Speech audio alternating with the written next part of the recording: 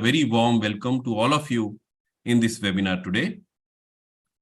I also welcome our chief guest and member of our National Advisory Board, Shri Gopal Krishna Agarwal ji, our esteemed guest of honor, Professor Ashwini Mahajan ji. He is the national co-convener of Swadeshi Jagran Manch, Shri Rodney D. Ryder ji, eminent Supreme Court practicing lawyer, advocate, and founding part of SCREE Board Advocates and Legal Consultants. Advocate Anuj Agarwal ji, Chairman, Center for Research on Cybercrime and Cyber Law, and a regular TV debates panelist. Shri Prashant Deshpande ji, Chief Information Security Officer and Chief Digital Officer for Shriram Transport Finance, a prominent NBFC dealing with a lot of personal data. Welcome, sir. And last but not the least, Shrimati Supriya Madan, my friend and Senior Manager, Deloitte, a senior compliance professional. I would also like to acknowledge the presence of senior BVSS Bangalore Executive Committee members and members from BVSS Delhi chapter also, who have tuned into this interesting program today, interesting discussion. Before start of the proceedings, as is customary for us to also explain a little bit more about BVSS, because a lot of participants may be joining for the first time. I'll just take few minutes to just explain what is the BVSS Bangalore chapter activity. BVSS is a leading think tank of Indian finance professionals, having membership from chartered accountants, company secretaries, cost and management accountants, tax advocates, bankers, educationists, finance consultants, brokers, CXOs, and board of directors of large corporations. Basically, anyone who is into finance community or who is associated with any finance related profession can join BVSS as a member.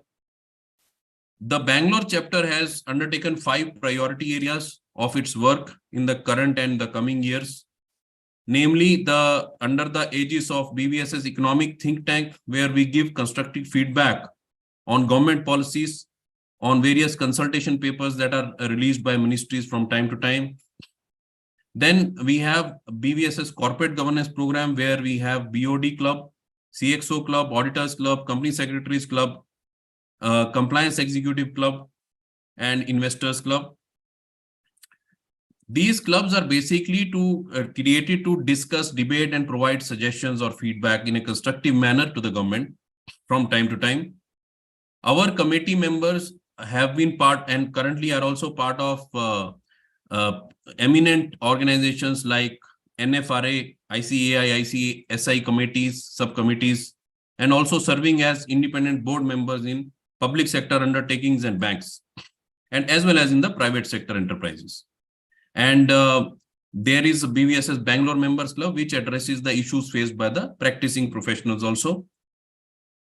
A couple of more minutes on our finance literacy program, where we have developed certain custom which will help connecting the colleges, universities to get their freshers after these workshops placed in some of the prominent employers in the corporate sector. And last but not the least, BVSS Women Inspiration Program under the aegis of the Dil Se Dialogue, where we invite various prominent leaders, women leaders. They are interviewed in a recorded way, and then that recording is then distributed across various forums of BVSS. So this is about BVSS. Now, before we set on to this journey of learning for next one and a half years or so, 1.5 hours or so, I would like to remember, as I always do, Lord Ganesh and Ma Saraswati to bless all of us here, so that this discussion brings out some good learnings to all of us, including myself. Friends, this topic of Digital Personal Data Protection Bill, this is the 4th iteration of India's draft data protection law since 2017. It has been in works since 2017, when the Supreme Court, in a landmark judgment of Puttaswamy, ruled that privacy is a fundamental right of Indian citizens. This put the government under the obligation to pass legislation. And that is why we see a lot of speed into this. The government has asked for the feedback from the public till December 17, and it can be given online. BVS is also going to give its suggestions formally. This bill has come after the Joint Parliamentary Committee gave its report in 2021. In my view, this law is very, very important because this law is going to impact the customer business relationships, how various apps are using our data. It is going to impact the employer-employee relationships. It is going to impact the outsourcing industry, outsourcing of business processes, e-commerce, and whatnot. Because right now the data is the oil, and data is being used everywhere. Digital is being used everywhere. So this law has a very big prominence in that sense.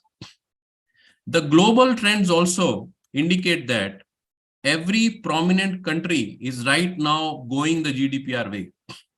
Middle East, many countries, including the UAE, they have also already got some laws. They are further revamping the laws, especially the thrust on data localization. Governments, want the data to be localized, although the digital is all about world economy. So a lot of things are happening around various countries at the same time. We are expecting in next 2 to 3 years, as per the Gartner study I was reading, 75% of the global population have its personal data covered under the privacy regulations. And this is going to have a direct impact also on not only on the individuals, but also on any multi-country business strategy drives. Anything that MNC or any business corporation plans, which is to be done across the world for their company, it is going to have a direct impact. So with this kind of background and impact, it is all the relevant to have prominent, eminent panelists that are there with us today, and we'll be learning a lot from them today. Now I will request, before we get into the panel discussion about what are the panelists' views about this draft bill, I'll request my friend Supriya Madan to make a brief presentation just as recap or a summary of what the Indian Data Protection Bill is all about. So over to you, Supriya ji. Thank you, Navalji, for the kind introduction and for let's get started into the presentation. So give me a brief second. I'll share my screen.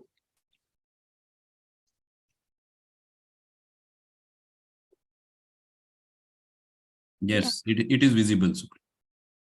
Thank you. So a very, very warm welcome to you all, and I'm extremely honored to be part of this discussion today. It's very humbling to be on the panel with such esteemed experts and such important leaders from all different spheres, and let's get started. So like we all know, the topic is the new bill that has just been passed, and Navalji was right in saying that the bill was really something that was required and was awaited from a long time. So as part of this quick recap, so what we're going to cover is the applicability, some of the major definitions, and how it has changed from the earlier bill that came out in 2019 and the extension of it in 2021 as well. And I would try to cover some specific aspects which are different from what was there in the earlier bills. And also the enforcement, how the bill envisages that the enforcement of this bill is going to happen. So like we all know, it was the bill was released by Ministry of Electronics and Information Technology recently on 18th November 2022. And like Navalji already said, it is open for public consultation until 17th December 2022. So what has been tried to be done in this new bill is to, so the older bills were kind of a little bit more complex in the understanding of it and in how it had to be executed. So what the attempt has been made to kind of simplify what was there on the earlier bills, and also make sure that all the current requirements are being fulfilled in terms of what we need from such a bill. We have to be cognizant of the fact that although we are a very digital country in the sense that there's a lot of payment digitization that has already happened, but in terms of our data protection journey, and specifically the personal data protection journey, we have kind of just started, right? So the act is, or the bill is just a starting point, and I'm sure the journey is going to be a very far long in reaching at a point where the bill is kind of addressing all the major concerns which are around it. So the bill is applying to processing of all the digital personal data. So the important terms here are digital, all the data that is already in digital format and is personal. Right when the bill was released on 18th November, there was also a explanatory note to the bill that was released by the ministry that explains that there are 7 important principles that they have tried to keep in mind when this bill has been framed. And these are all very genuine principles in the sense that we want to make sure that use of personal data is fair and lawful. There is a limitation of a purpose limitation, that the data is only used for the purpose that it is collected for, and there is minimum amount of data which is collected, not unnecessary extra data collection does not happen.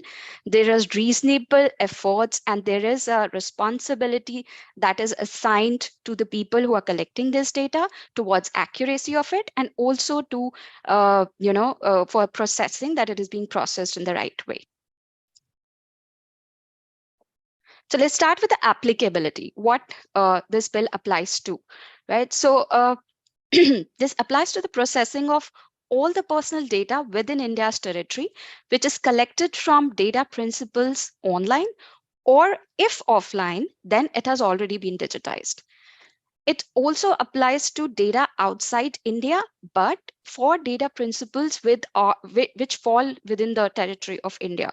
So it does not apply to the processing of personal data for people residing outside India by the data fiduciaries in India. So the kind of limitation of territory is very, very clearly defined here.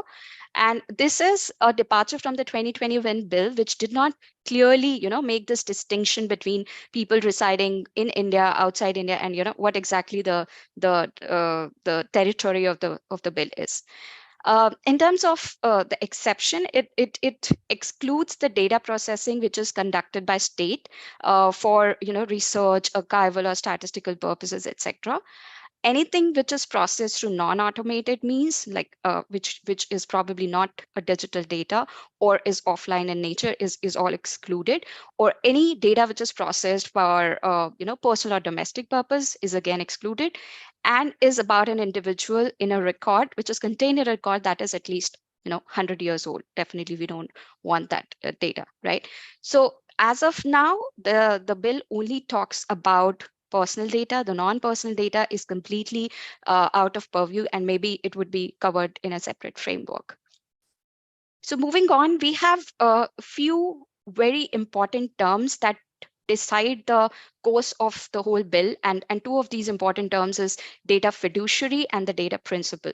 So fiduciary is any person or any organization who alone or in conjunction with others determines the purpose and means of processing of the personal data. So anybody who's involved in data processing, comes in the category of a data fiduciary. And then data principal is like the giver, so fiduciary are like the takers of data, and principal are the givers of data. So any individual whose personal data is being collected becomes a data principal. And in case of a child, it would not just include the child, but also the lawful guardians or parents of the child. Now, coming to the definition of personal data, it remains more or less the same what it was in the earlier bills. It specifically talks about personal identifiable data, any data that makes us identify an individual, and in relation to such a data.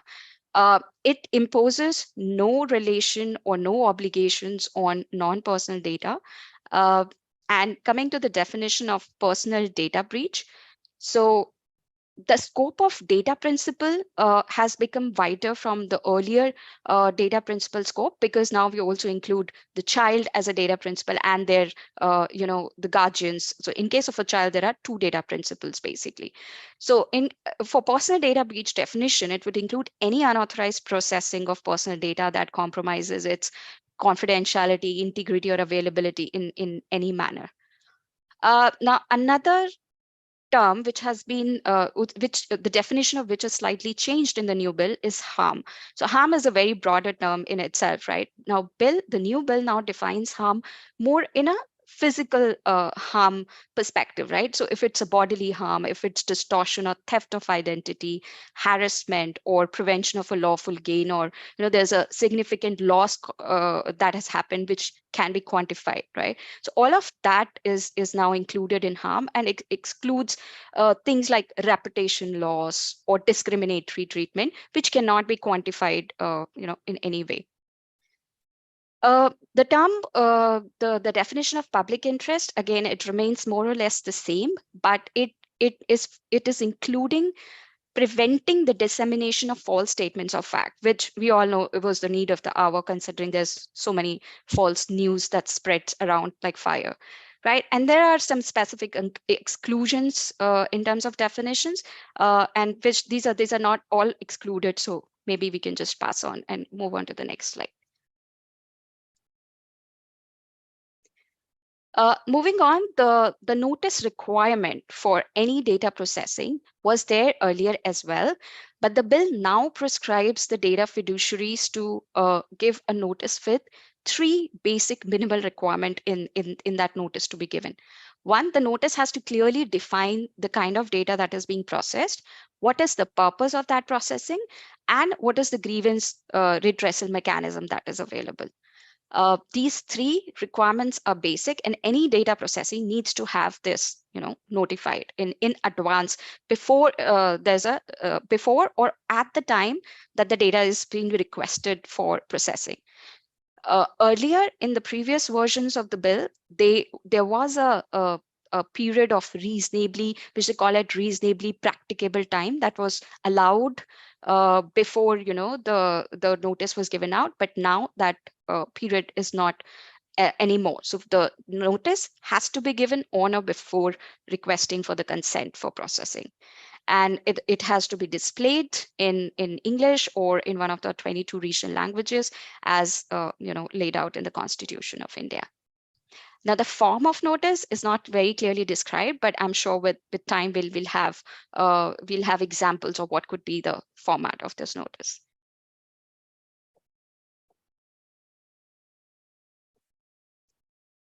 Consent. So consent again is a very important concept when it comes to data and its personal data and its processing, right? Now, the consent, the new term that gets introduced in this bill is deemed consent, and there is a lot of buzz around it already. So we all understand the express consent, right? It has to be a free, specific, informed, and unambiguous consent that has been made. Although all of these factors have still not been defined very clearly, but it clearly says that it has to be free, specific, informed, and unambiguous, and demonstrated through an affirmative action for a specified purpose only. There is always a right that data principal has to withdraw their consent that they gave, the express consent that they gave. Now, coming on to the deemed consent part.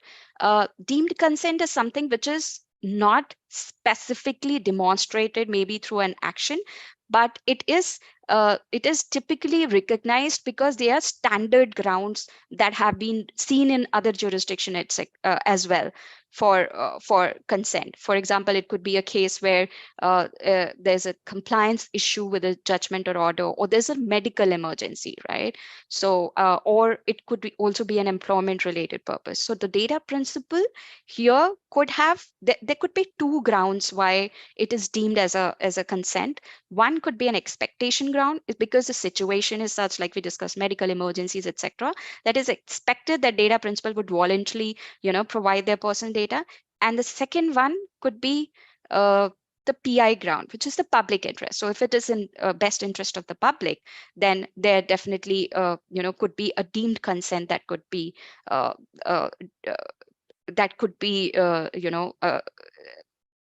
that there's a deemed consent on it already. Moving on, let's talk about the obligations that data fiduciaries have, and also what is significant data fiduciaries, which is an additional term, and what are their obligations as well. So the new bill has definitely tried to simplify and pare down the obligations that were there for data fiduciaries earlier, as well as the significant data fiduciaries as well. Now, what they're required to do is basically they are required to take reasonable efforts to ensure the accuracy and completeness of the personal data, implement reasonable security safeguards to prevent personal data breaches, and also notify the Data Protection Board uh, uh, every time when there is a data breach that happens. Not only notify the Data Protection Board, which is in short called as DPB, but also notify each affected data principal. So this is definitely, that's something new. We've seen in the past, we've heard news about data breaches happening with portals like LinkedIn, Facebook, and Truecallers, but there was never a notification that went out, right? So now the bill requires that there has to be a notification that is sent out to each data principal who's been affected by it.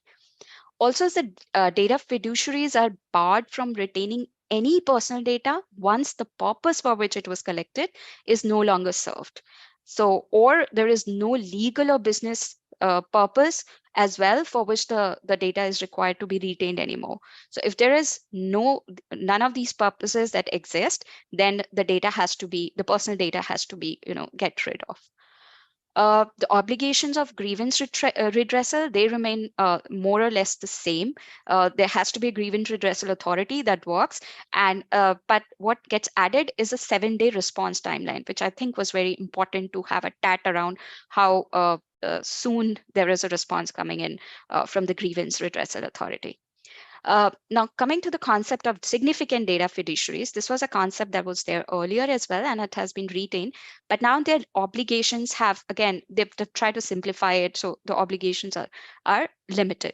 So their obligations now are to make sure that a data protection officer is appointed.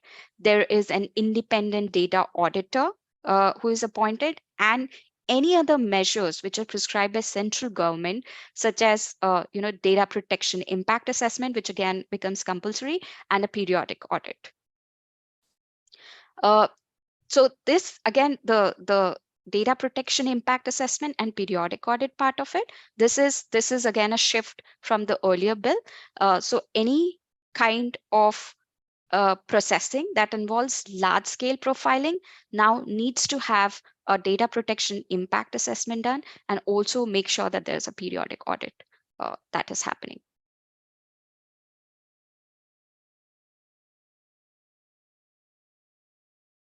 Moving on, so we've discussed about children as data principal, and that how in case of children there are two data principals that get involved in the purview of the bill, right? So the data fiduciaries now, any of the personal data they cannot process it until and unless there's a proper verifiable consent that is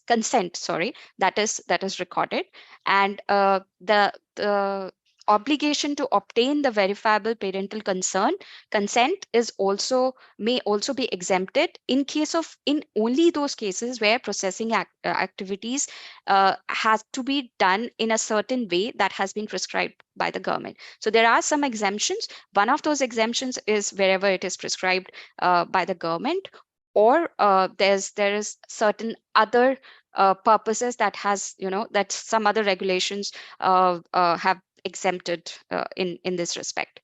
As data principals, there are now they do have a lot of rights as well. So they have a right to confirmation and access. They have a right to correction and erasure. They have a right to grievance redressal. They have a right to also nominate. So this probably was not there earlier. They have a right to nominate someone who can retain those rights to their personal data.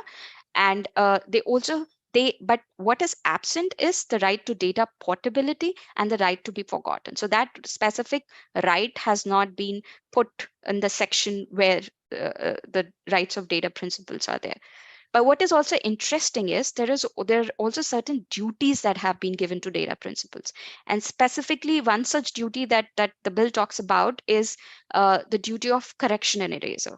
So if there is a correction and erasure that is happening, there has to be if there is any incorrect correction or erasure that's happening there, then there's a penalty that gets attracted over here, which is up to INR 10,000.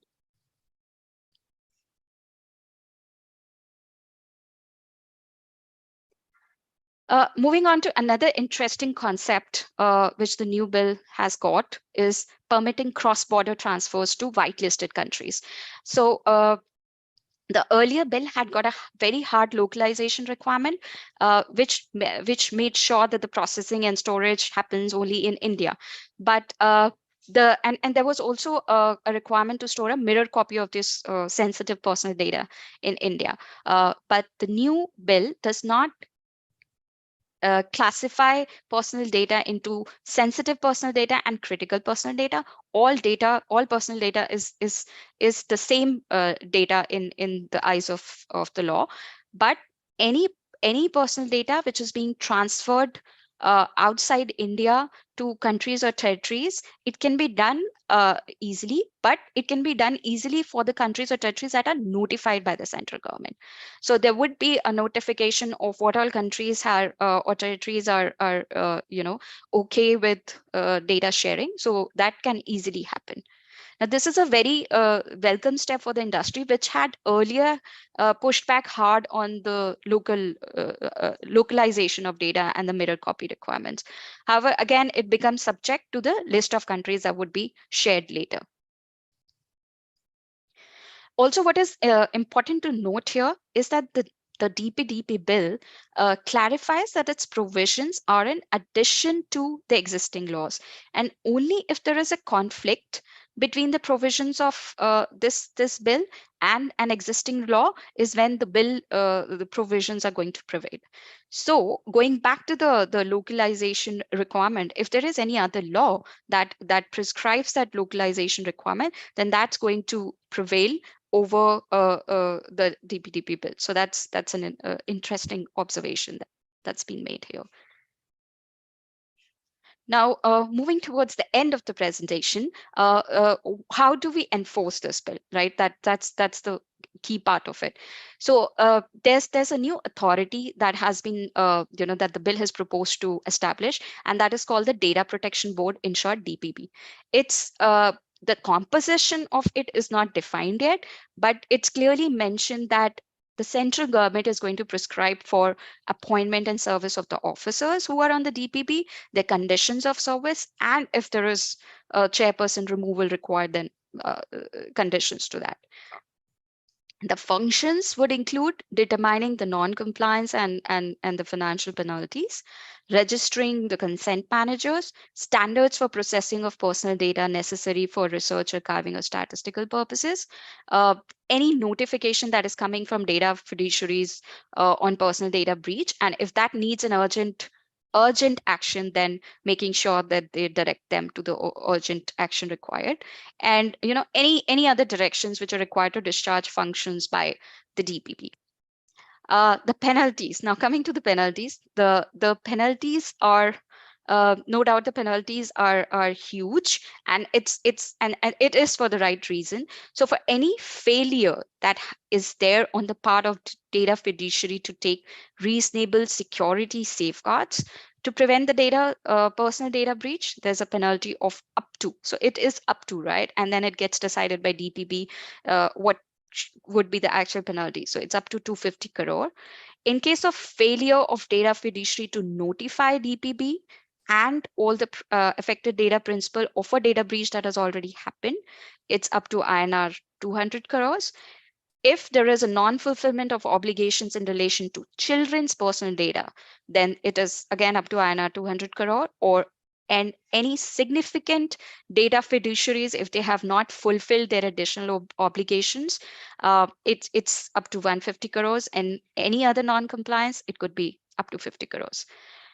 In terms of appealing, like if there's no appellate authority as such, which is prescribed, but DPP can always form a group for a review hearing and to modify, withdraw, suspend, or cancel any order that has been issued by the DPP. If any affected party wants to file an appeal, they can always file an appeal with the relevant high court. But the only catch is that they have to do it within 60 days of the issuance of order by DPP. Another interesting enforcement method that has been brought in by this bill is of voluntary undertakings, which was not there earlier. So this is a new provision that allows a person to submit a voluntary undertakings to remedy such non-compliance at any stage of their proceeding. So the data fiduciaries, they may themselves come forward and do a voluntary undertaking that may include undertaking to either take a specified action within a particular time, or to refrain from certain action that probably they were doing wrong, or to make the undertaking public. And while this voluntary undertaking is in place, there could also be a bar on proceedings that can be initiated in relation to the contents of the voluntary undertaking. But the catch is that the DPP has to have accepted it in advance, before this bar can be applicable. So that's it. And then I think we can have a more detailed discussion about the different aspects from the esteemed experts in the panel.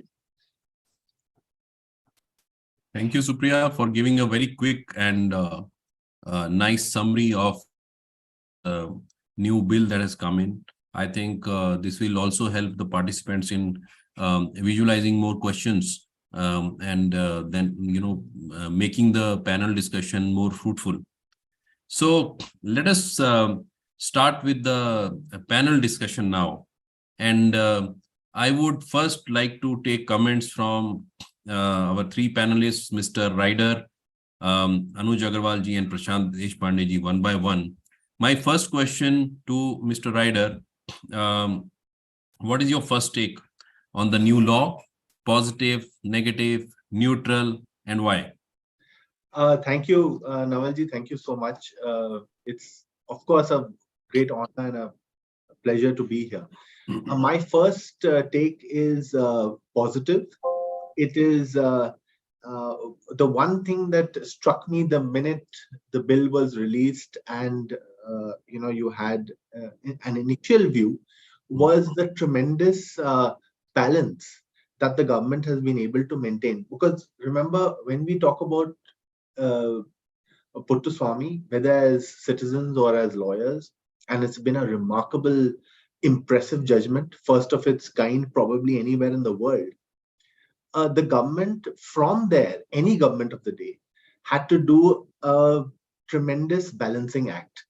Because remember that the government has to balance data collection, storage, the consent of the user. It has to also balance national security, individual privacy and security, public order generally in an era of fake news and amplification of data to an extreme extent, it also has to balance diplomacy. And I think in that regard, our government and this bill as it stands is an incredible balancing act. And for that, it deserves, more than positive appreciation. Having said that, of course, there are things which will be fleshed out as we go ahead. There will be rules, there will be, as a lawyer, I feel that we've got an excellent framework. And I think we can't wait to get started, because only when we get started will we, find the need to amend, the need to rectify. The only suggestion that I have for all of us collectively, for the government, for industry, for citizens, and for those who help and assist in the legal profession, is that we should be quick to make the relevant changes. And if we see something which requires change, it should be dealt with quickly and actively. Since 1996 to today, we've seen a lot of work being done by government and civil society, irrespective of change of governments and all of that. The only thing that I would like to say is that we need to be quicker. The balance is terrific. Thank you so much, Mr. Ryder. And I think we have people like Mr. Ashwini Mahajan and Gopal Krishnan Agarwal ji listening to you. So I'm sure the message is already sent across. Anuj ji, what is your take on this? Sir, you are on mute. Namaskar. It's a privilege to be with such luminaries, Shri Gopal Agarwal ji and Shri Ashwini Mahajan ji and other panelists. They are very eminent people. Supriya has almost taken the burden off from me and I think others by spending enough time and explaining the whole thing. See, this bill has been drafted by amateurs having no knowledge of the ground realities. And this has been done because 5 years they have wasted after the Puttaswamy judgment, where the Honorable Supreme Court asked to enact a bill to protect the data of the people of this country. The lobbyists who are very active in this country, especially the data colonizers, they have successfully stymied any attempt, or I will say all feeble attempts made by the government to enact a law to protect the data of the people of this country. See, we have seen a colonial wave and the colonialists coming to this country for thousands of years, and the last were the Britishers, which we drove out by a lot of hard effort in 1947.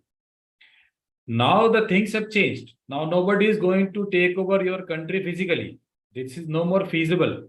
This we have seen in the 40s itself. The Britishers, they freed many countries where even the freedom struggle was not much eminent. They still left those countries because it was not at all feasible to run a country by a physical control. Now the control has to be the mind, the data. Data is the new oil. This act has left almost everything open. There is absolutely nothing defined. For example, Section 17, data transfer outside. The government may consider. Now, if government has to consider everything after the bill, then what is the need for a bill? Then let's go with some sectoral regulator policies. For example, let the RBI regulate the data transfer in the financial area. Let some other Government departments do it. Then what is the need for the law? The idea of the law is let the take the will of the parliament, let the take the will of the people of this country, which is not there, right? Yes, there are few good things. For example, consent has been made mandatory, and they have used certain words like it should be simple and plain language. Good intent. Withdrawal is allowed. Right to recall has been put, which Honorable Delhi High Court has pronounced multiple times, and which is obviously an European concept, GDPR concept. But yes, it is good that they have incorporated this into the bill, that in the changed circumstances, data principal should be allowed to change or recall his data. Although, it's difficult, but still, it has to be considered a legal right. So at least some semblance of recall is always possible. Right to information incorporated into this bill. This is another very good feature. So if somebody's data inadvertently goes into somebody's database, so for example, I give Rodney's or Nubbles data to some third party, so they can go and check with that party that, okay, if you have received my data, whether you have got my consent and all that. So, I mean, this is something very, very good. An individual has got the power to check where all their data is and whether they have given the consent and what purpose they are being, that data is being used, etc. So I think this is a good. Now this grievance redressal, there is some kind of a board coming up. Now the board composition is not mentioned in the law. It should be a board manned by judicial officers, senior judicial officers, not below the rank of a retired High Court judge. If it is manned by bureaucrats or very lower level judicial officers, it will be good for nothing. Bureaucrats are all compromised. We all know they go as per what the prevalent air is. So they just dance to the tune of the government or get very easily compromised. So it should be at least a retired High Court judge. Then only it will make some sense. Because less than that, you see, please also understand who all will be the defendants in these matters. There will be big tech, Facebook, YouTube, Snapdeal, Flipkart, they will be defenders.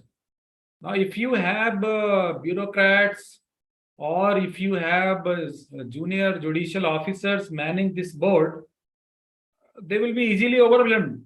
So, senior High Court judges, retired, they must be there. And data localization, which is very, very important. You see, I just give you an example. Very recently, AIIMS data has been compromised. So in the morning also, I was being interviewed. Yesterday also, I was interviewed that what is the implication, why it is so. Please understand that this is not a job done by hackers for money. Every hacker in this world will know that AIIMS is a government entity and they are not in a position to pay. They don't have money. The money has to come from the government coffers, and the government will definitely never allow any ransom to be paid. So this is basically a national security issue. This is done by hacking groups sponsored by inimical state hackers, actors, China, maybe North Korea, Pakistan, and entities like that. So we need to ensure data protection and we need to ensure data localization. When the Russia-Ukraine war started, the Google Play got disrupted in Russia. So if I am a Google Play user, my money is gone. If I have built a system around that, if I built a portal, if I built, even the government payments are allowed through Google Pay and all those platforms, they can easily be shut down. What if my company's data is on a cloud, which the US or the UN declare suddenly under some kind of a sanction? And they have this unbridled power on themselves to declare a sanction, because they are the decider or the arbiter, who is right, who is wrong. So in that case, our national security, our national ecosystem, I mean, we can be easily become hostage despite having all the powers to defend ourselves. And I just give you one more example.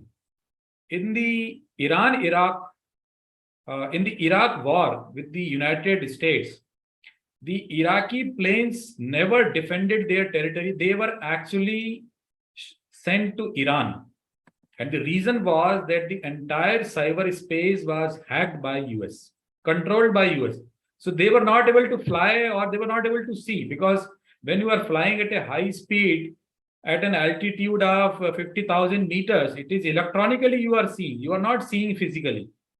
So that space, once taken over by enemies, or the data taken over by enemies, you will be totally helpless. So I think it is an effort made in a hurry, and it is a non-sincere effort. But yes, we are happy that there is something is there at least. So at the end of the day, that's the happiness we get, that we have got something.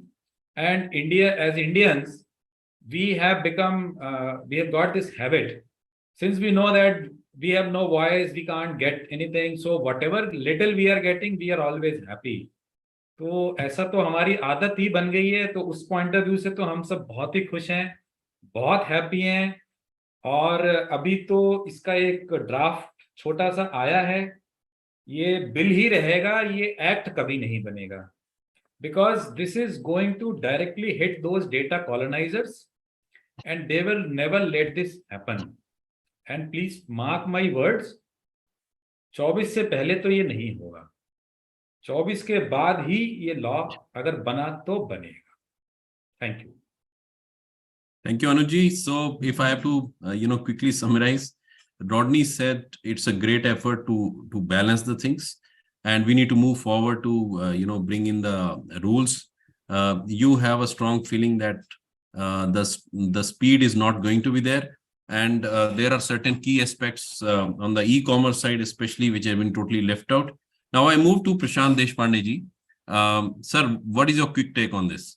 Yeah, thank you, Noel, for having me over here, and with all the respective delegates. Okay, so I too have a positive view on this thing. And the first of all, the most important, when they suddenly got withdraw the earlier bill, I also thought that now it will go in a frozen kind of thing. It will never come immediately. It will take minimum 2-3 years or more than that.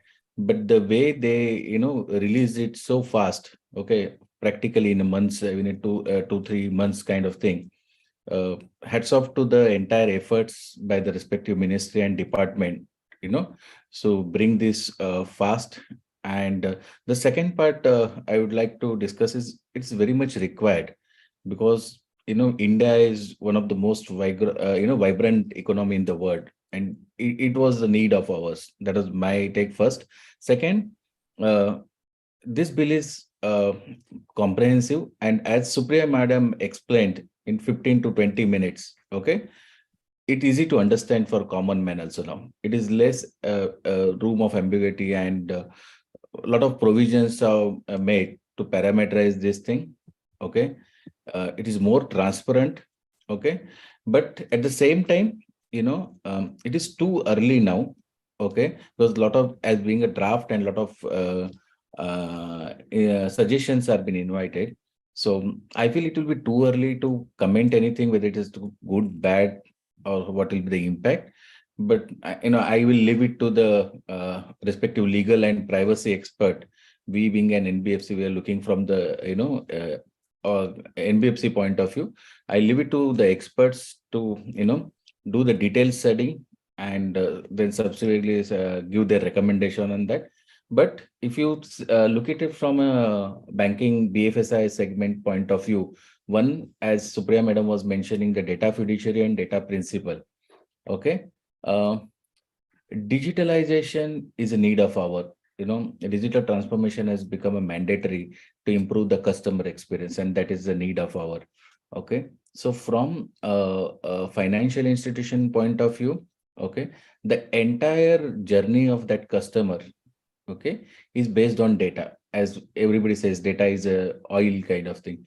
So the increased decision data has become a major driver for business success. Okay, I'll say business success depend on how fast you can do the digital transformation.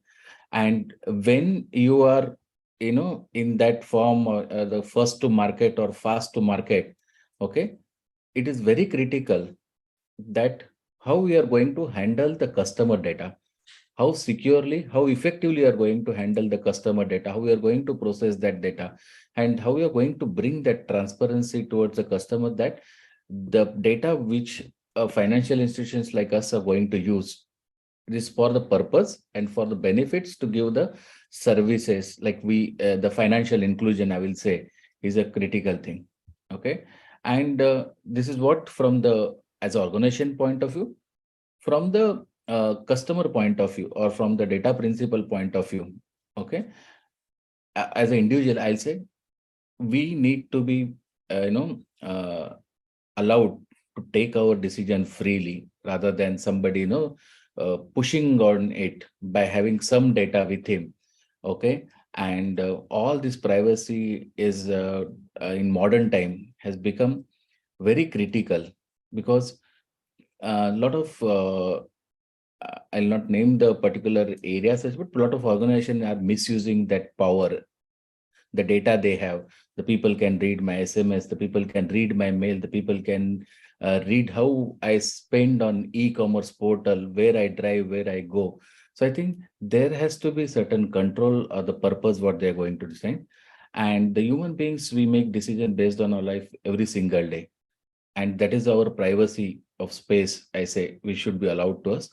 And we should be allowed to think freely, as a lot of our information are left behind today on the web, mobile, storage devices, and now the future is going to be with IoT devices, okay, where the data will get processed and stored without intent or without approval. So I feel the law which is going to come it's kind of a win-win situation for both the data fiduciary as well as from the data principal point of view. So that is my take. But as I said, it's too early. There are experts to review it and give the recommendation. I think in the course of action, we'll just review it. Thank you, Mr. Deshpande. You brought out the topic of consent. So my next question is to again to Anuj and then to Rodney, and then I'll come back to you. See, the bill introduces the concept of deemed consent, as was presented by Supriya ji, which is the ground for processing the personal data in addition to the explicit consent, right? So the deemed consent has been criticized, because the criteria for what constitutes the deemed consent is broad and vague. They have given some examples in the act, but they are not comprehensive at all. And then why should they first of all, such examples form part of the bill itself is also a question. Then allowing this processing of personal data without consent, or which we are putting in as part of the deemed consent for various variety of reasons, could be controversial, especially, for example, employer-employee relationship having biometric data. So what is your take on this? So first I'll take the comment from Anuj ji, and then from Rodney ji, and then ji. See, as far as the deemed consent is concerned, I think it is a very valid concept.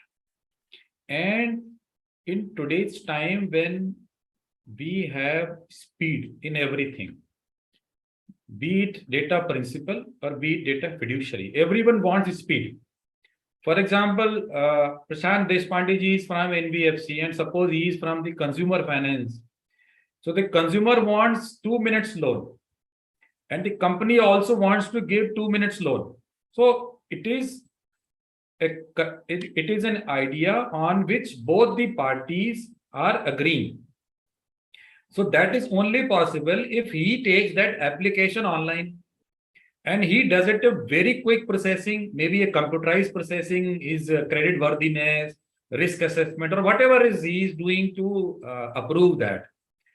Now, if that is the scenario, both the parties are looking forward, they are giving data online, when they are giving data online, they are giving their consent also for the processing of the data. And there is absolutely no need to go for any kind of an elaborate consent agreement to be separately signed, read through. Because if you are not consenting to the data processing, don't go to his website, don't give your data, don't answer his questions, simply leave it.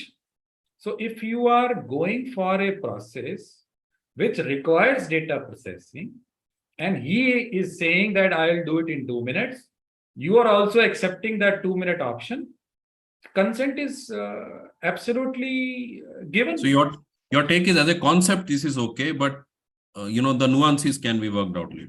Nuances can be worked out, and that will depend upon very much business to business, scenario to scenario.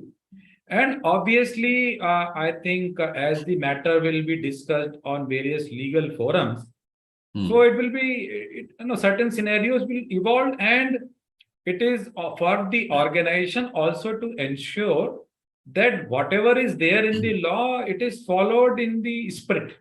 Letter is obviously there, it is followed in the spirit, but there is absolutely nothing wrong in the deemed concept, deemed consent. This is the way forward. Otherwise, there is no point having data in electronic form and just waiting for the consent. That is not going. A quick comment from Rodney. Yes, quickly I will say that if we look at the world around us, deemed consent is a part of what happens on the internet. We all, for all of us who use Gmail, for example, there is an implied consent that a machine or a bot will read your emails and provide suggestions to you. So if that is not deemed consent, then what is? The only thing that is of tremendous importance is that does the data subject understand the parameters and the range of deemed consent? So that will depend from case to case, and I'm sure that like other provisions of the bill soon to be act, a lot will depend on how the relevant authority or the data protection board will take up such matters. And even in that, it will also depend on how they handle the large issues which Anuj referred to, the large platforms who rule the internet, from Meta to Google, and how they will take up smaller matters involving my particular small data issue with my bank or with my phone provider. So that will actually matter. Deemed consent is here. It's here to stay. And I'm glad that the bill recognizes it, because it's a part of the way we live and operate. Fair enough. I got your point. Any quick take from Prashant? Yeah, I think I too agree with both the comments. And as Supriya Madam already mentioned about the notice part specifically, where that has to be given in advance kind of thing to the data principal specifically. So deemed consent is going to be the way forward with the notice given in advance, and otherwise, it is going to hamper the customer experience. End of the day, okay, for everything, if you're going to start taking a consent, then customer will move out somewhere else. The best example, what even Mr. Anuj ji mentioned, I'll just tell about the video KYC, the way it happens.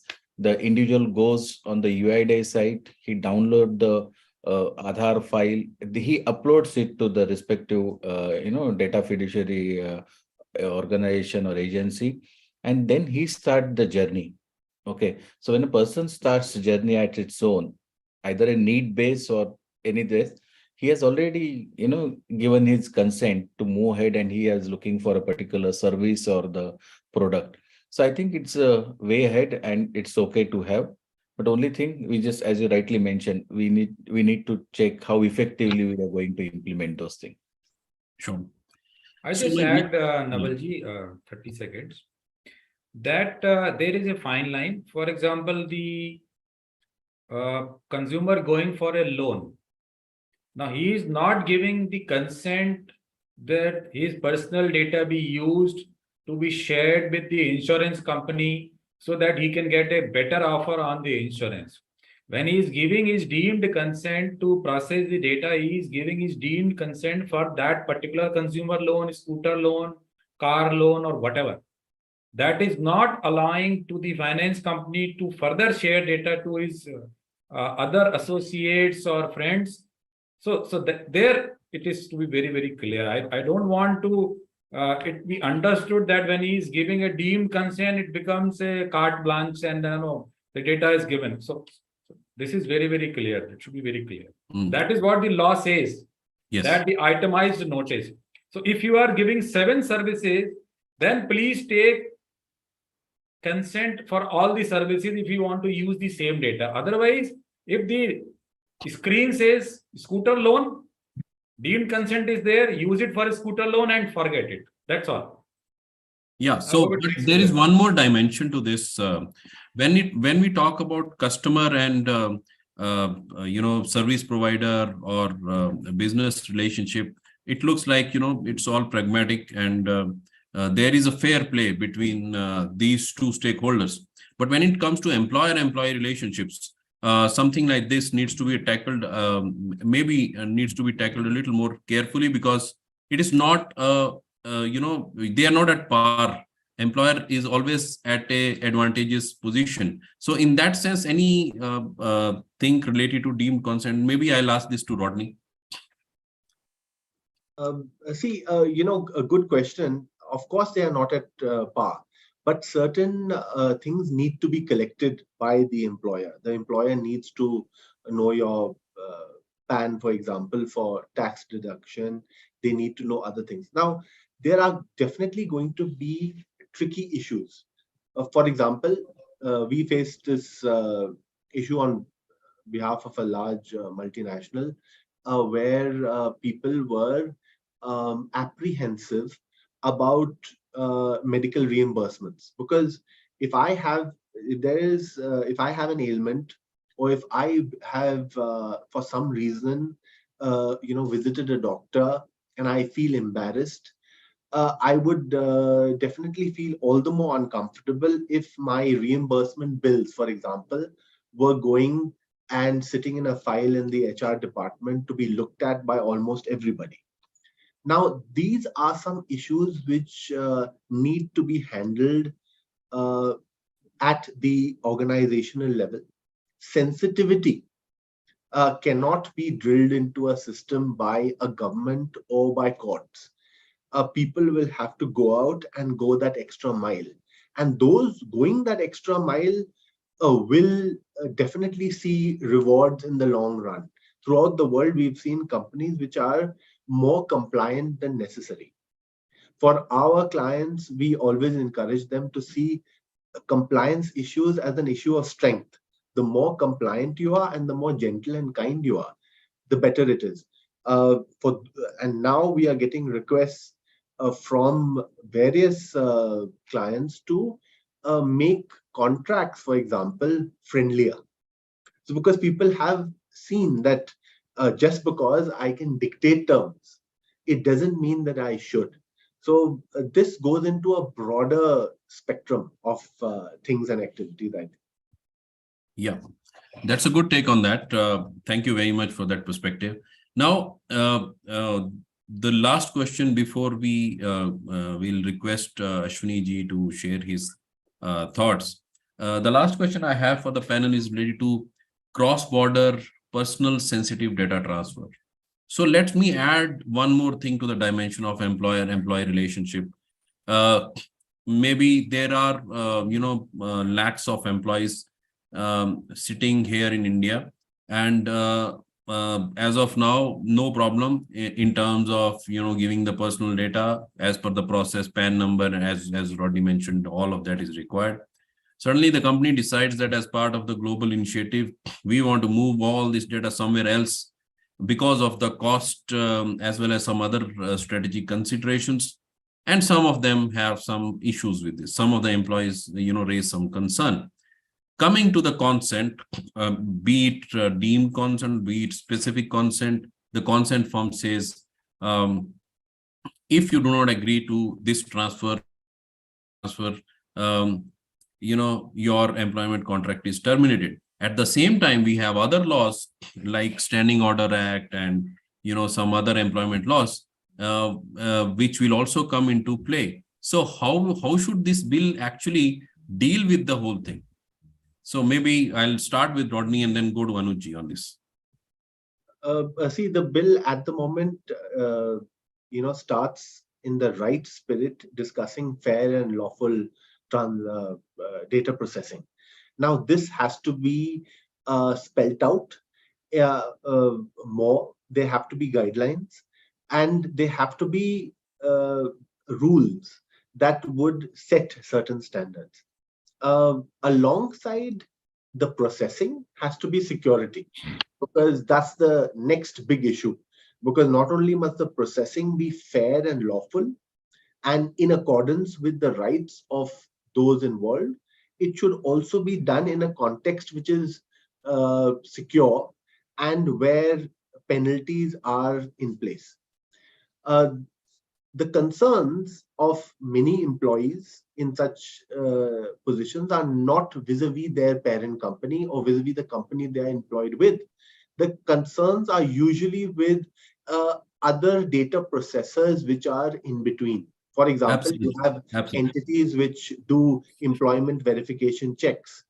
Now, the way they handle data sometimes is extremely efficient, of the highest order. And then you have others who handle data quite flippantly.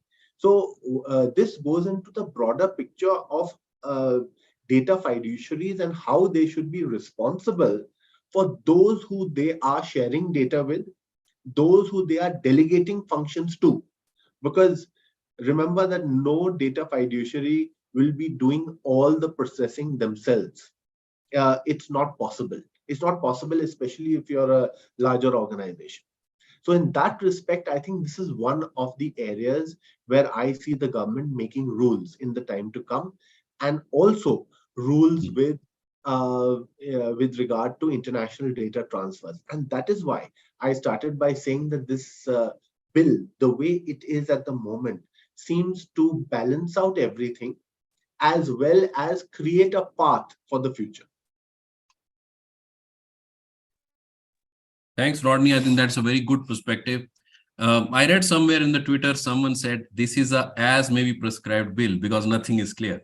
So with that note, I'll request Anuj to add anything that from your side, sir. See, as far as the employees' concerns, they're very valid concerns, but they can be very well taken care of by itemized consent. Number one, no employer should force consent. Number two, if they are sending data outside,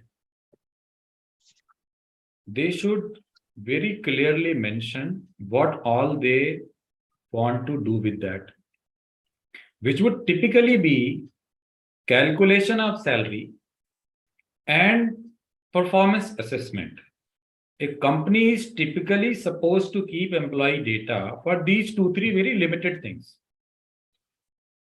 But if they start utilizing it for, say, marketing purposes, or this data gets leaked to some third parties, like we have seen very recently that certain companies where there were people who are employed in 2-3 companies. Now, somehow this data got leaked or retrieved by certain people. One point, it is good that somebody who was breaking the contract, they got caught. But from the employee perspective, when he is giving a data to a particular organization, it is sacrosanct. You cannot share it with somebody else. So I think these are the issues. If you are, and this is something the bill is also lacking, they have not mentioned about any kind of a cyber security standards or how what kind of cyber security the company should be having. It is very, very important. And some kind of a framework they must have. For Yeah, because industry to industry, it must have. Otherwise, it will remain a pipe dream. And I just have a 200 rupees antivirus and I'll say I am secure because I have put antivirus. Now, this we all know, this is not sufficient in today's threat scenario. AIMS is a live example. yes, I think we need to ensure the cybersecurity standards are there and the itemized consent, whatever is prescribed in the act, it is perfected and it is adopted in true spirit. Then the risk will be less and employees will be okay with sharing data. yeah, Anuji, based on एक नवल जी, Yes, एक question मेरे को just पूछना है, हाँ जी, ये है कि जो ओल्ड डेटा है बिफोर द बिल, उसके बारे में क्या है, इसमें कुछ है पोजीशन की जो अभी नहीं तक है। पास, जो अभी बिल पास होगा या जब भी होगा, जो डेटा है, how they can be used और what will happen to that? To my information, it is not there, sir. इसमें But सर Anuji, ऐसा है कि उस पर प्रोविजन ये लागू होगा कि जिस प्रकार से आज हम कोई कंसेंट लेते हैं और उसका यूसेज चेंज करना चाहते हैं तो हमें दोबारा कंसेंट लेना होगा.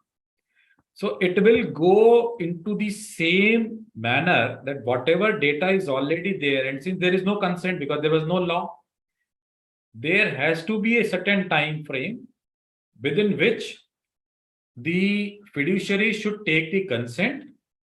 Otherwise, principal can withdraw the data. If none of them are acting, then it's okay until there is a complaint. But consent is mandatory. The law says more than 100 years old data, nothing should be done. But less than 100 years data, the consent has to be taken. The time limit is not defined. Either it will come into the rule or some kind of a judicial ruling will come. So which will be something like 2 to 3 years, or maybe 2 years will be granted to the company to take the consent. good point, sir. Prashant ji or Rodney, if you want to say something before I request Ashwini ji to start his address. Yeah, as Shriram Finance being an Indian company, most of our business for the truck drivers, specifically used vehicle drivers, happens within the country. So You are the cross-border. pioneer and you are the number one, sir, in your business. Yeah. So we cross-border, I'll just explain generically, specifically. So as even all the panelists also mentioning, see, if you see India in last 2 decades, okay, we have benefited immensely by following all these best, cross-border data flow and exporting digital services. Okay, just to give a figures, it is almost more than 35 to 40 billion what we have benefited from, that free trade between digital. And now, as we are, in that phase where from a user, we are becoming a controller of the digital market.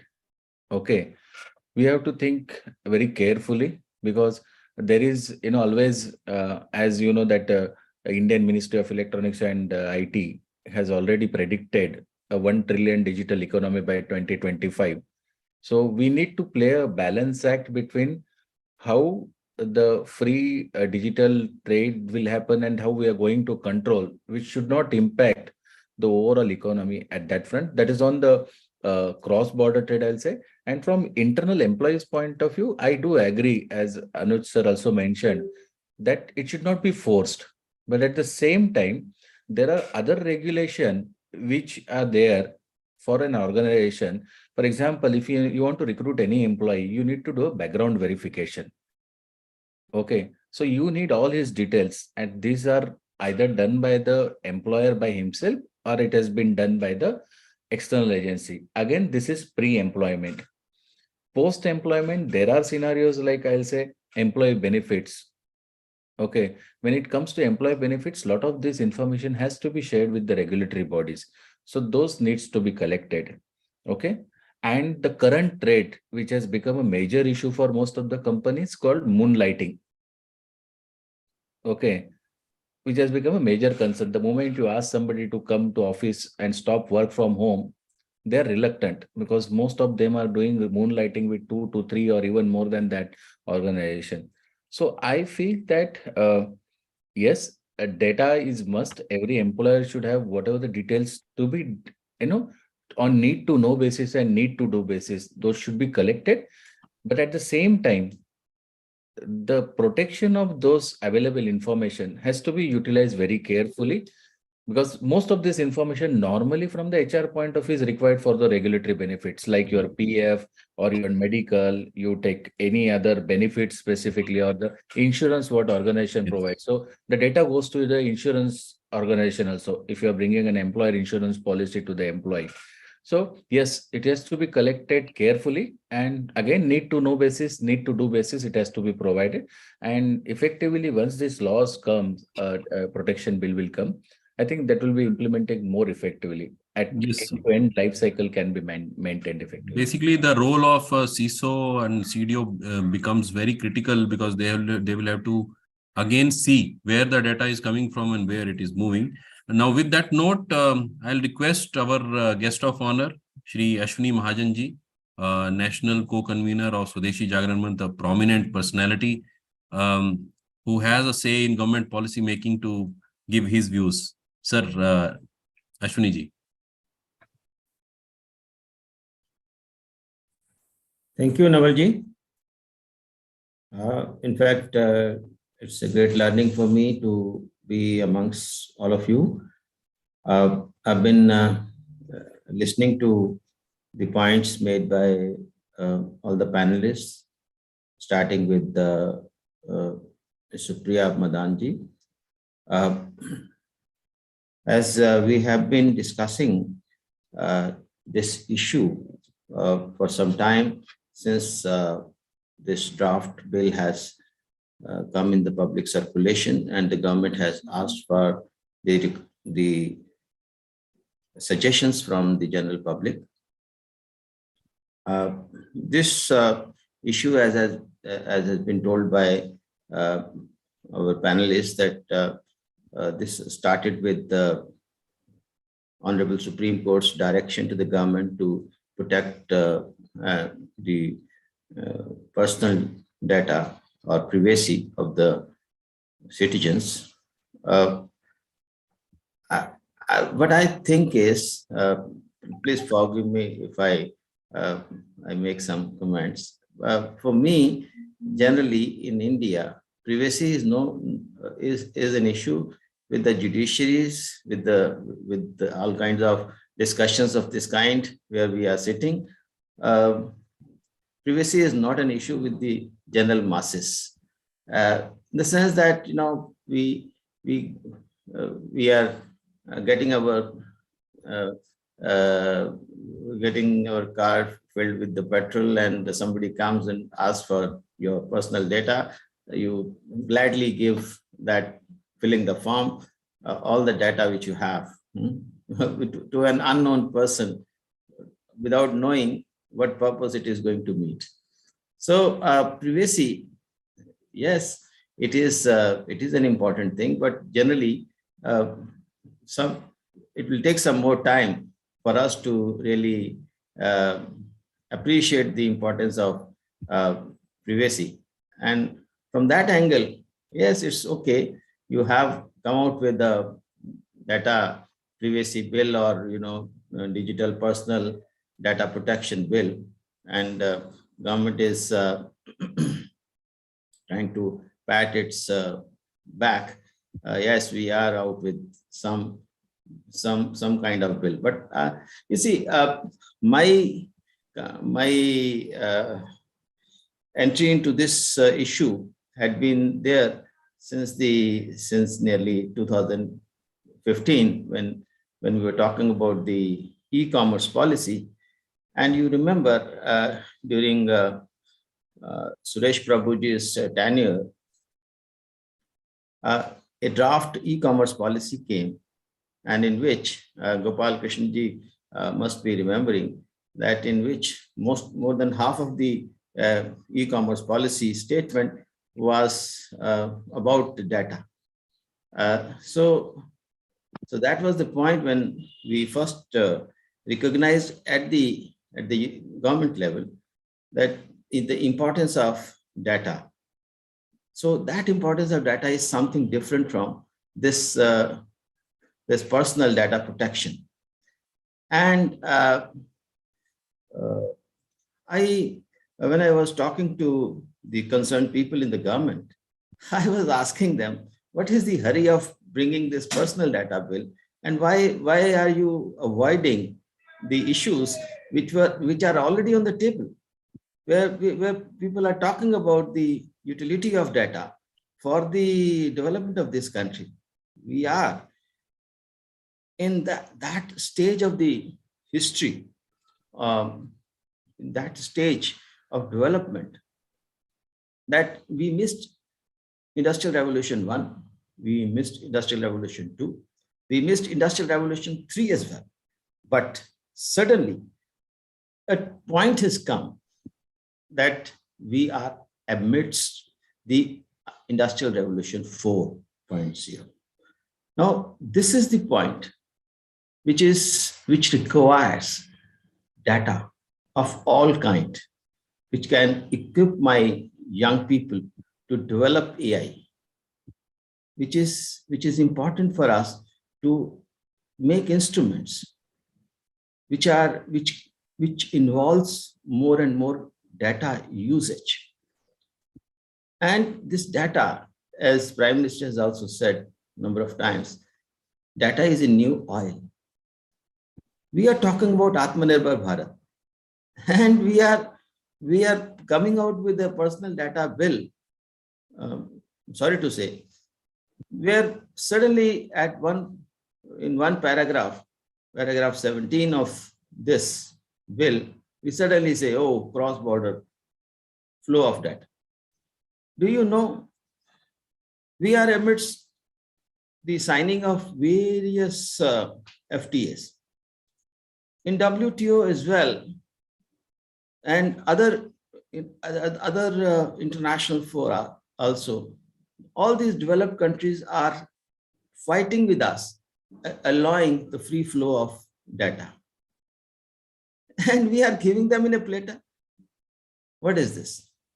We need to understand this.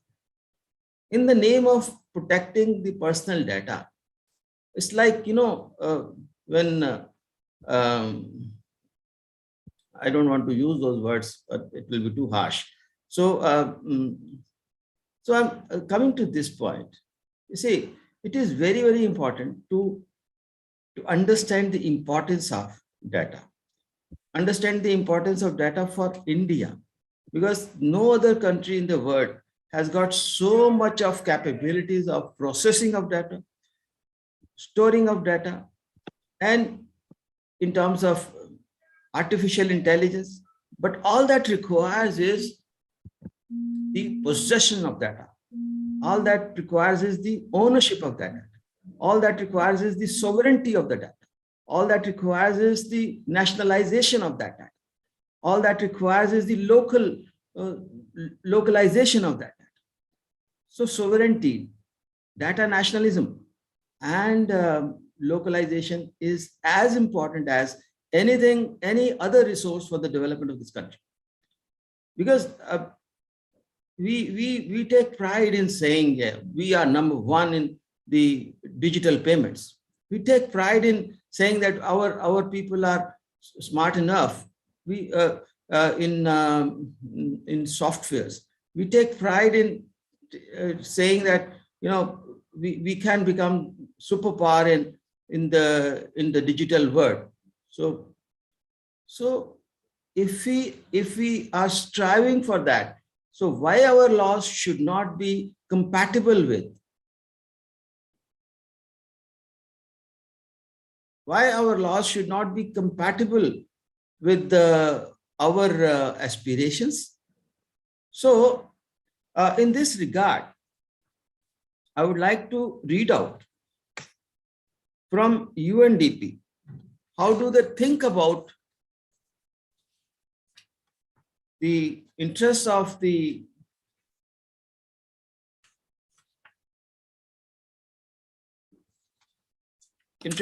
developing countries? regarding data. Please, I'll beg your attention for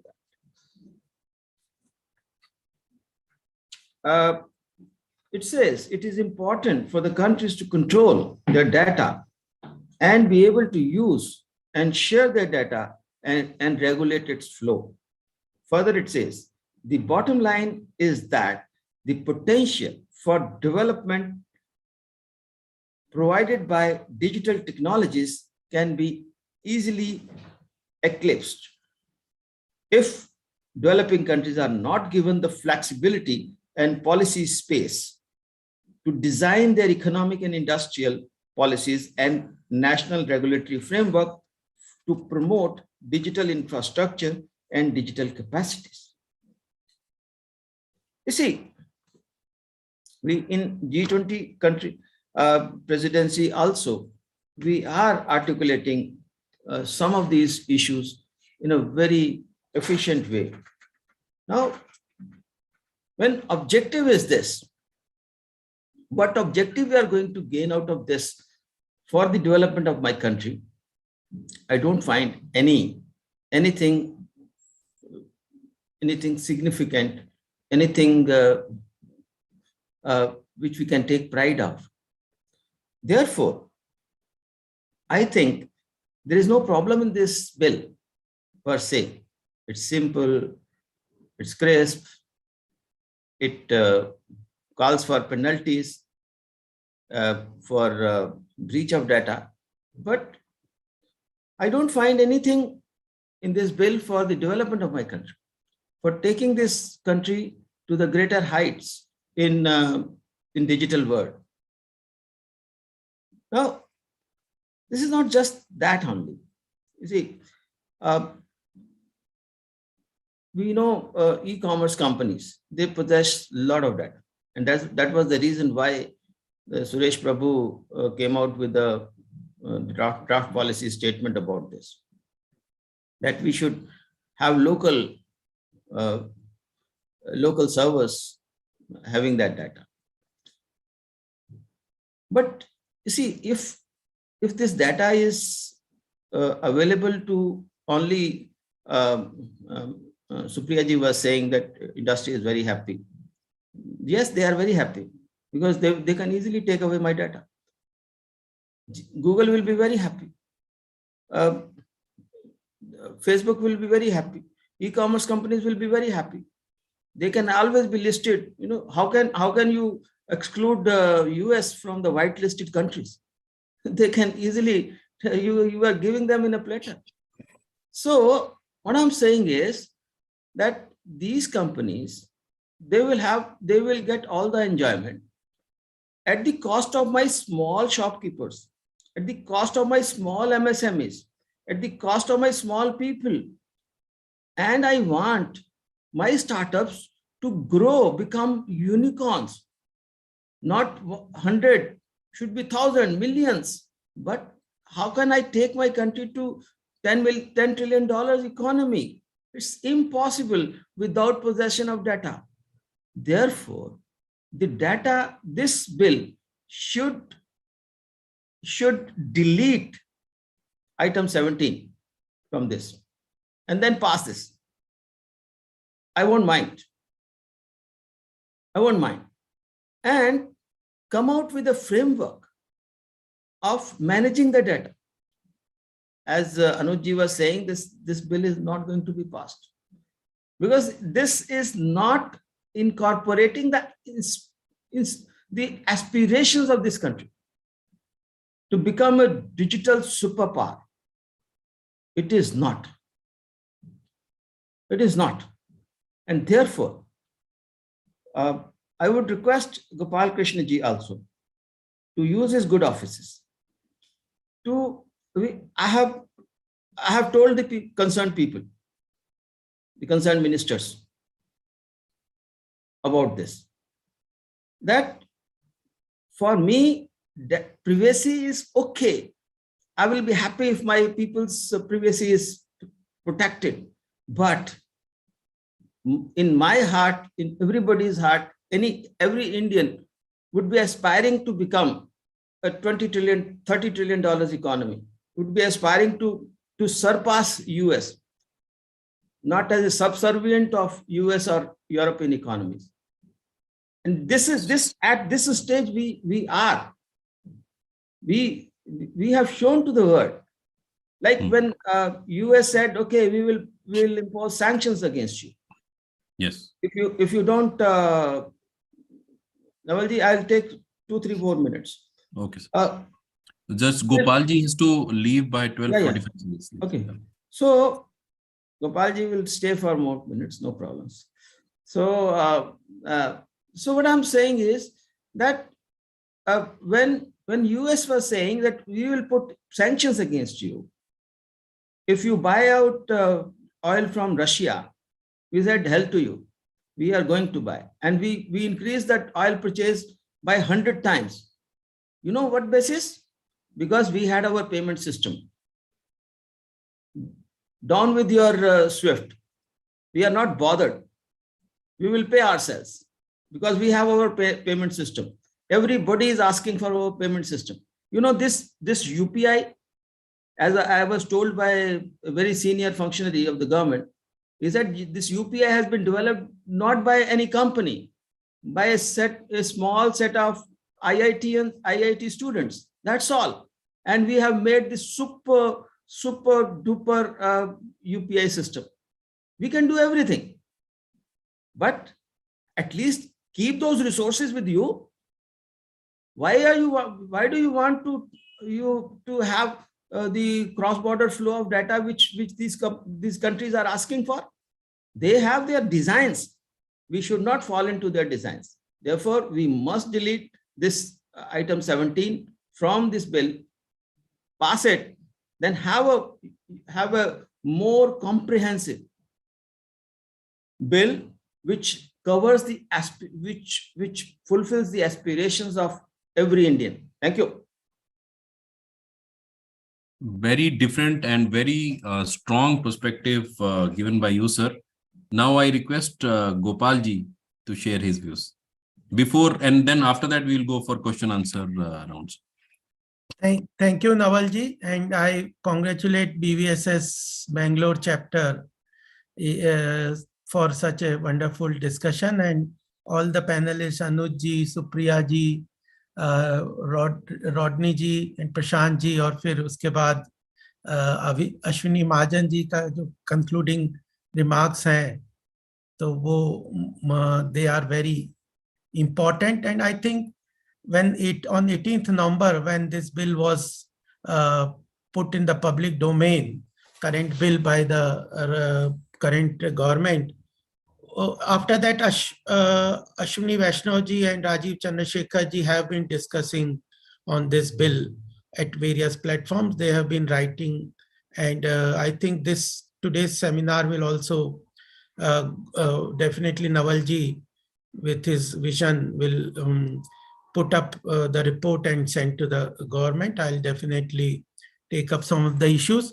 What I would just conclude here is that all the panelists have agreed here that we need a bill at this point of time so that there is more clarity. And as fast as this act is formulated, it will be good, because lawmaking is never an end in itself. It is a continuous process. And the second point I want to underline is that this is the fourth version of this bill. That itself shows that the government is open. And Rajiv Chandrasekhar ji has been telling that whatever are the concerns, we are open for discussion and amend them also. And fourth version itself says that the government is open for amendment, and it's a learning process.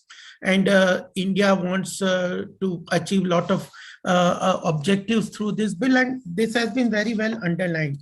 Some of the objectives that have been underlined by the minister also, and the object in the object clause is also that the problem is the government is trying to balance the things. At one spectrum of time where Anuj ji and Ashwini ji have said that it may not achieve that level of regulation which the government area like this requires through this bill alone. At the same time, there is a another set of people who say that right to privacy may be heard, and government is interfering too much on the individual space of the persons.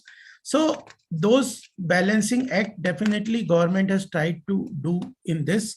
And regulation and development are two aspects where everywhere the government has to balance them. Because if only regulation is required, it is very easy. If only development is required, and it is very easy. But to balance between them, and it is an ongoing process. So I think some of the concerns that is raised by this about Ashwini ji about cross-border data flow, definitely government is considering on these issues. And I'm also very clear on this, that data localization is need of the hour. Unless data is localized, unless we clarify on the location of the server, where is the data, you cannot control it.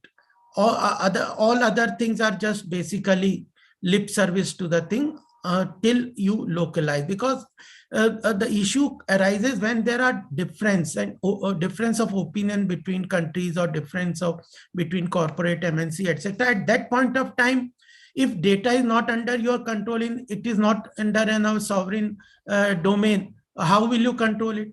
In the area when there is a friendship situation, there is no problem. But in those situations, the data localization is must, that has to be done. Cross-border flow has to be defined more. And the third thing I want to underline is the valuation, that as Ashwini ji has also said, that we are moving in a fourth revolution, and where we have to create wealth for the country. And for creating wealth, data is one of the important wealth. But unless you define ownership, and the valuation will not come. If there is no ownership of anything, so private ownership of data is also very important. So all the concept like consent, etc., are very important. Who owns the data is also important. How the companies use that without consent or deemed consent, these concepts have to be more clarified.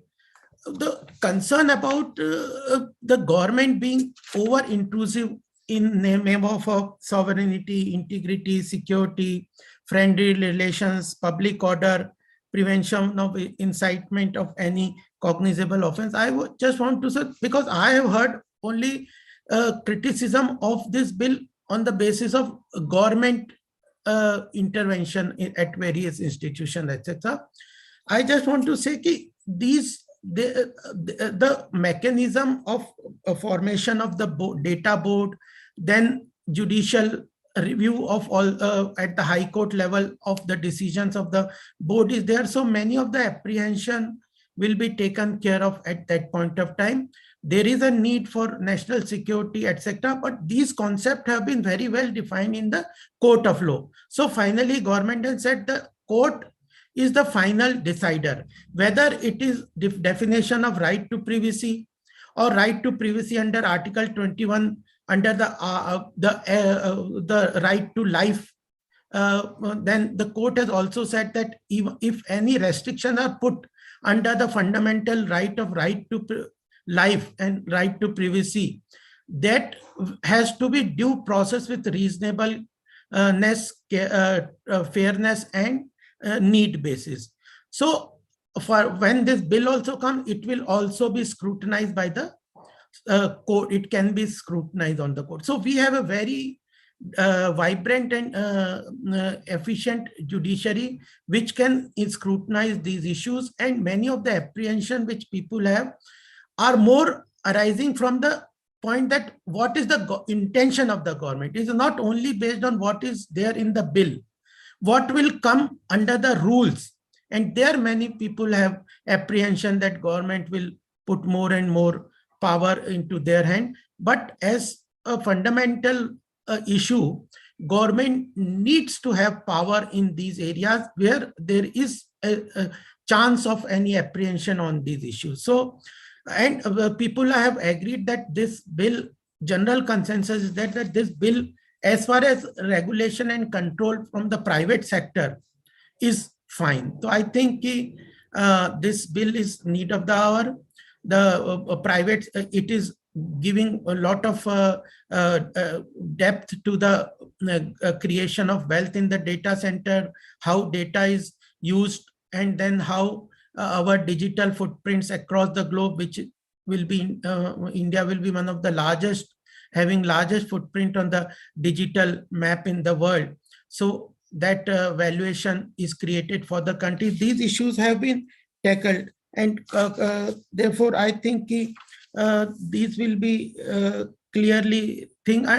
I am of the opinion that this at least this Anuj ji jo keh rahe the ki it may not see the light of the day. I think as the government has promised by budget session, they will come out with the budget.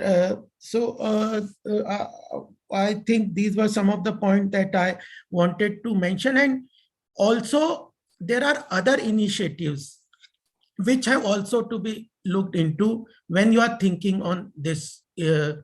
That is, this is not an isolation bill, and it will not cover everything on the digital space. Government is doing a lot on the Digital India. We are having success on the Digital India. Data is required by the government for better delivery. Ultimately, the better governance, which we have seen in the last 7 or 8 years, is because the government has used data for better delivery of government services.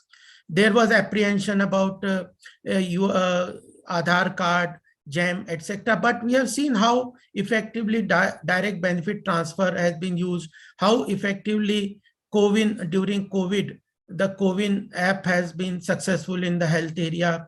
So government needs the data. Government should have access to the data, and the same level of apprehension cannot be there with the private sector and the government. They cannot be equated if you are looking into the regulatory space, because at the regulation level, even there is checks and balances on the government actions also. So other government is also coming out with planning to have a Digital India Act, telecom bill, e-commerce bill is also there, IT Act revamp is also there. So many of the apprehensions, etc., consolidatedly will be met, and surely we have to create valuation on the data. Therefore, ownership, identification, use, processes, etc., have to be defined in this bill, and that I think this is definitely being done by this bill. And the issues which have been underlined, definitely we will further discuss, and I would definitely convey whatever concerns are brought over here. Thank you very much. Thank you, sir. I think the most important insight that you have given, that this is not the only bill. There are 4 or 5 other bills around it. And I think they should take care of one of the criticism that Anuj shared was that this bill doesn't talk about cyber security part of it. Maybe it is getting covered in that revamped other information. Cyber security standards. Yes, sir. Okay, right. And Ashwini ji ne jo baat kahi, I think wo bahut critical hai. In fact, I will also suggest that, we do something about that, especially on the cross-border transfer of the data. Yes. We will come out, BVSS will also come out with some pointers based on this discussion, and then we will have some other further discussions on it. Now, we have a lot of questions which have been very interesting questions put up by audience. Sir, I don't know till what time you are available. I have to leave. I have to reach somewhere at 1 o'clock. मैं थोड़ा late ही हो गया, huh?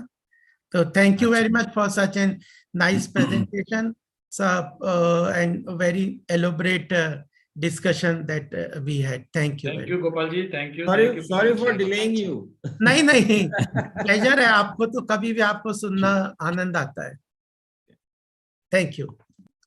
So, sir, Ashwini ji, मैं पहला question आप ही को put up करना चाहता हूँ. I think there is one question that has been put by audience, which is related to the topic that you brought up.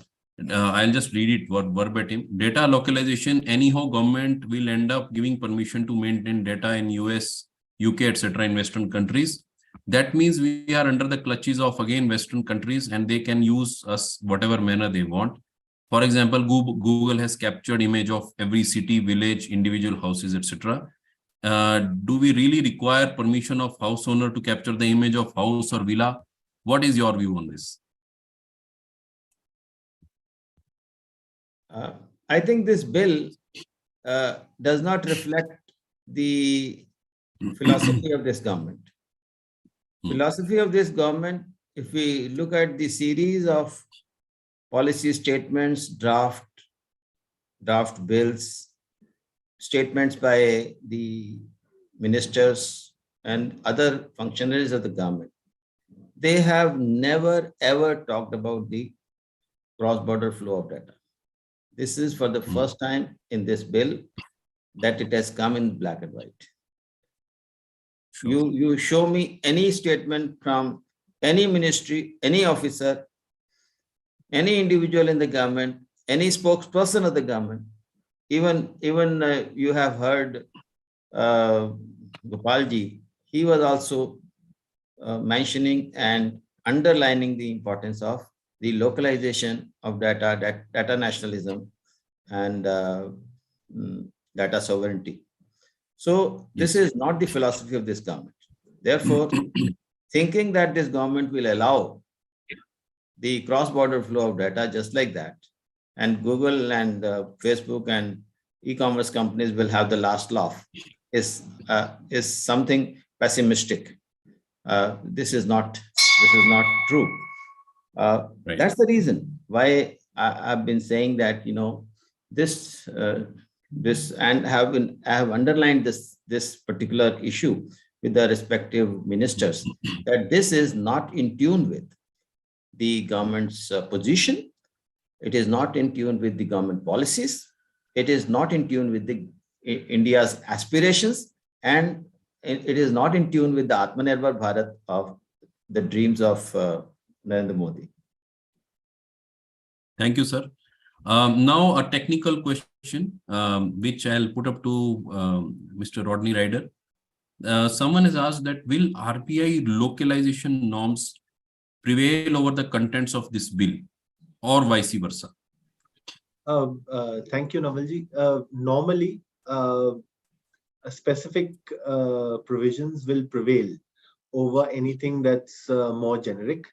And I think that the idea of the government, if I understand it, is to move towards a more sector-specific kind of regulation within the umbrella of this larger data privacy bill.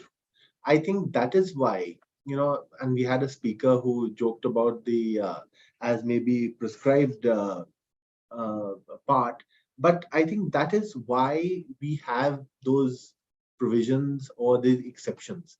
I think we are going to carve out a lot of exceptions based on industry, because not every data or not every bit of data is equal. So I assume that is the forward. I do not also agree with blanket statements that are being reported in the media that data localization has been done away with. It's not been done away with. What has happened is that you've given those powers to the people that will control it. For example, this very question that you're raising about the RBI. Now, if the RBI has powers to localize data, if SEBI has powers to localize data, if each one of these regulatory authorities have the power to localize data, then I ask you, sir, which data is going out? And in that respect, also we are becoming this global tussle will go on. And I think that the learned speakers and the leaders who you've invited and who are in thing will see that this is not a one-sided flow. What I laud the government on is the way it's been able to get everything, even getting everything on a piece of paper that the bill is at the moment, because it's not law, is extremely creditable. And I think from here, if the government listens to all the stakeholders, all the feedback it's going to get, this is going to be something that will and should be implemented. Thank you. Thank you very much. Now I will go to Anuji. Anuji, someone is asking in the audience that, with this bill, will there be any improvement in the number of or reduction in the number of telemarketing calls, even if you are registered under DND? No, this bill has not touched upon that issue at all. And the answer is very simple, cryptic, that this bill has not at all looked into this kind of an aspect. And I think it is not in that purview also, honestly speaking, one has to have globally also, the countries have different laws for those kind of issues, pesky call or spamming. So this bill is very focused and it is a very small bill. This is not going to impact either way. And in any case, it remains a very sectoral kind of a thing where I think TRAI, they can already do few things. It does not require too much of a law, because phone number is not at all a sensitive personal data and it is freely exchangeable. So for the pesky calls or the advertising, SMS, etc., TRAI can bring in sufficient regulation. There are only 3-4 telecom companies, they can easily control it, but they have no will actually. They have no intent. That's the only problem.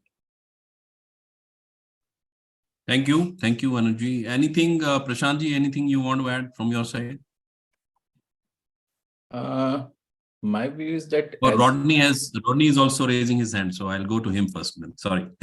No. I didn't mean to interrupt, Prashantji. Sorry about that. Okay. I just thought about this a statement that was made about security. The way we've seen the rules, the sensitive, the processing rules under Section 43A being implemented, there are so many companies, organizations today that do not have a privacy policy, whereas the privacy policy is a part of Indian law, which brings me to the whole role of this oversight board and what it will do. Because what has happened in Europe and the success or the so-called terror that the EU GDPR has been able to strike into the hearts of many of these big platforms like Google and Meta has been because they've been given enough teeth to prosecute. We've already had fines, we've had crores in damages, of course, not compared to the bill, but you already have provisions in the IT Act. How many audits go on? Where is the authority that goes in and asks, about matters suo moto? Unless the suo moto checks are being put in place, unless we have people who are hauled up, there are a lot of companies today who do not have a privacy policy. Whereas the IT Act says there should be a mandatory privacy policy. There should be consent. There should be an opt-in, opt-out feature. There should be a grievance mechanism. So, before we discuss the bill, is anyone going to haul up and pull up people for being non-compliant? Very good points. Thank you very much. Prashantji. Yeah. So I'll just put a different viewpoint on this question specifically. Yes, I feel that right to fetch the data, or right to process, or right to store, or right to remove the data, I think awareness is going to play a major role. Okay, just we cannot say that my mobile number will not be misused kind of thing is easy, but at the same time, what I feel is from the data principle point of view, the awareness that there are certain laws are like this. Okay, so when you are sharing a data, okay, it's as good as if when you download any application or mobile, I've seen people blindly give all the rights, all the approvals, except my camera, except my mic, everything, my photos gallery.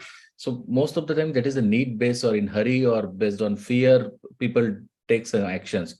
So I feel that the awareness at the data principal side is very critical, which I feel is also, if I'm not wrong, Supriya is right person to tell me, that part is missing somewhere, where we have to be very careful in bringing that awareness. Because end of the day, if data principal is not aware that what are those practices are available, he just click as it is and he'll move ahead. Okay. And then he'll get a call, messages, whatever is there, but he's not aware any such thing is there. So I feel that awareness we need to bring effectively. And again, the language specific. Okay. So most of the time I have seen people put it in English or something, but it has to be, end of the day, the objective is that those awareness laws or those awareness factors are to be understood by the end user. Unless and until they understood that thing, it will be very difficult to, reduce those calls and everything. And one more point I'll bring, as Anuj sir mentioned specifically the mobile number, but recent some incidents, okay, though mobile number we may say is a public, but mobile number, sharing a mobile number becomes one more source of attack effectively for the hackers, where they can compromise your mobile through attack, either through SMS, WhatsApp messages or something, and they may enter into your network. That is what effectively has happened in the Uber hack specifically. So I think mobile number also people should take it very seriously, because otherwise that become one more source of attack for the hackers then. Very, very interesting take. So with that, I think we are finished with the audience questions. Largely, they have been answered. Unless anything else from your panelist side, I'll request Supriya ji to go for a formal vote of thanks, and then we conclude. Thank you, Naval ji. So I would say this was a very, very insightful session for me personally, and I'm sure it is for everyone as well in the panelist side and in the audience side as well. So thank you for all the esteemed panelists for taking out time and helping us understand this new bill better and clearing few of the queries that we had. I would like to thank Mr. Gopal Krishna Agarwal ji, who was a chief guest and national spokesperson for economic affairs. And I would also like to thank Ashwini Mahajan ji. So your words on data nationalism, right? It has, I'm sure it has struck a chord with everyone. So thank you for your perspective as well. And thank you to Mr. Rodney Ryder. Your positivity with the new bill is definitely, is infectious and is like I agree to the point that the starting point is a good point to start with. You should start at some point in time, right? And in addition, I would like to thank Mr. Prashant Deshpande, who's the CISO and CDO for Shriram Transport Finance Company. So your recent point that you made on awareness for data principles, I think that is one of the key points that we also have to be looking at, and that's something that is definitely missing. So this is important as well. And thank you to Mr. Anuj Agarwal ji as well, who's the chairman of Center for Research on Cybercrime. So your critical pointers, some of them are definitely has I think already been taken cognizance of. So thank you for your critical feedback, and thank you Naval ji for arranging this session, and BVSS for arranging this session for all of us. And thank you for everyone in the audience as well who took out time on a Saturday and participated, and they had such interesting questions. Thank you, and all the best to you all with this journey. Thank you. Thank you. Once again, thank you to Thank all you. the panelists in the audience. Thank you. Thank you. Thank you. Thank you. Bye.